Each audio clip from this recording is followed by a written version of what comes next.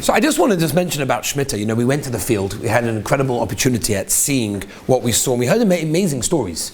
Incredible stories. This is a couple that literally, this Doron and his wife just was zoicha. Some of the boys came back and they said, I want to have Emuna like that. These are real people.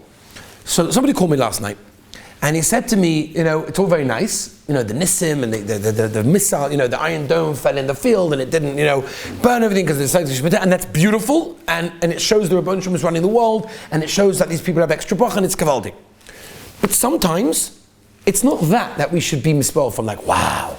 It should be the simple Emuna that they have. And he told me, this fellow last night works for Ken Ashvius, and he told me that he knows of a farmer up north, right now, who is faced with a very big challenge. And I wonder how many of us will be able to cope with that challenge. What's the challenge? And he told me, he knows of this case directly, they're dealing with it right now, of a farmer that has the contract to supply all the vegetables to the army. Now you can imagine, the army require a tremendous amount of vegetables, and they obviously pay for it, which means he's making a lot of money. He has the sole contract for the whole army to supply all the vegetables for everything. That's a lot of money. He's keeping Shmittah now. He has a question. What's going to be? They need vegetables over Shmittah, right? So they're probably going to move over to somebody else because they need to continue going, right? He's not going to have any good vegetables going on them. So what's going to happen now? And that's the end of the story. I was expecting the guy to tell me, and what happened was, a nace happened. He said, no, that's the end of the story.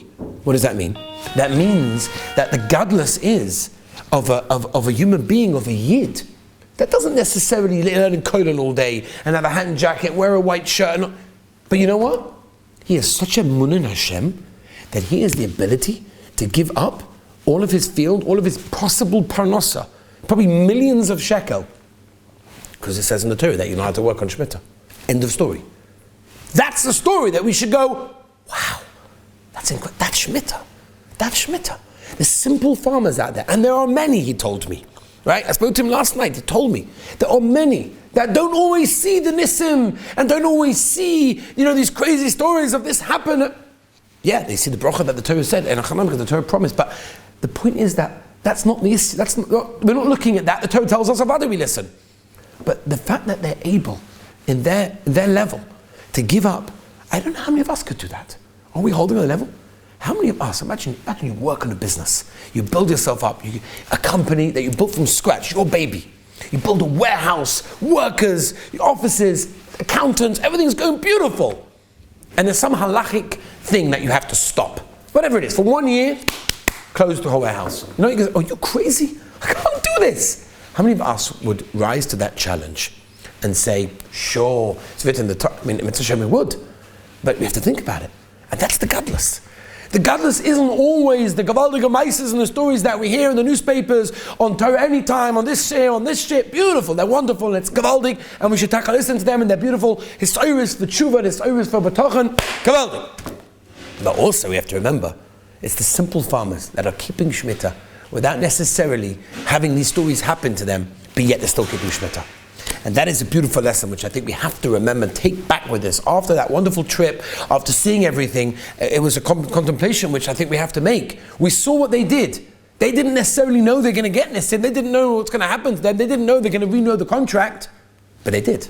It's true, they ended up getting a better end of the deal. Baruch Hashem, they got the bracha, but they didn't know that. And we should wonder and just say, that is incredible, and get chizuk from a yidden out there that are willing to give up their parnasa, they're willing to do everything for the Rebbeinu Shalom. And we have to ask ourselves, what do we give up, Hashem? What do we give up to the Rebbeinu Shalom? Do we give up everything, or is it only when it's comfortable for us, when it's easy for us? When it works in our schedule, we'll do it. But if not, we won't do it. By them, it doesn't work in their schedule. It's not easy for them. It's extremely hard for them. It's very challenging for them. It doesn't make sense to them. But they do it anyway. Rabbi said the chizuk that we have to get from such a trip that we took is a chizuk of simple, gavaldige yidden. These are not, I say simple, but they're not simple yidden at all. They're incredible, unbelievable yidden. They're yidden in madrigas of emunah b'tochen that I wonder how many of us have. And I speak for myself again. But just to realize, get that chizuk. These are people that live Yiddishkeit in a way that's totally different to many of us. And that's the chizuk we get from it. We went to the field, we saw it. We saw what he had. It was incredible. How much vegetables, how many contracts, how many dunim of fit. Unbelievable. But he's willing to do it. So the Torah says, Rabbi say, let's think to ourselves, how much are we willing to give up to the Rebbeinu Shalom? How much are we willing to give up our schedule, of our parnasa, of our money, of our time, of our effort, of whatever it is, of our sleep, for the Rebbeinu Shalom, for what it says in the Torah? These people are, what about us? That is the chizah that we learn from here.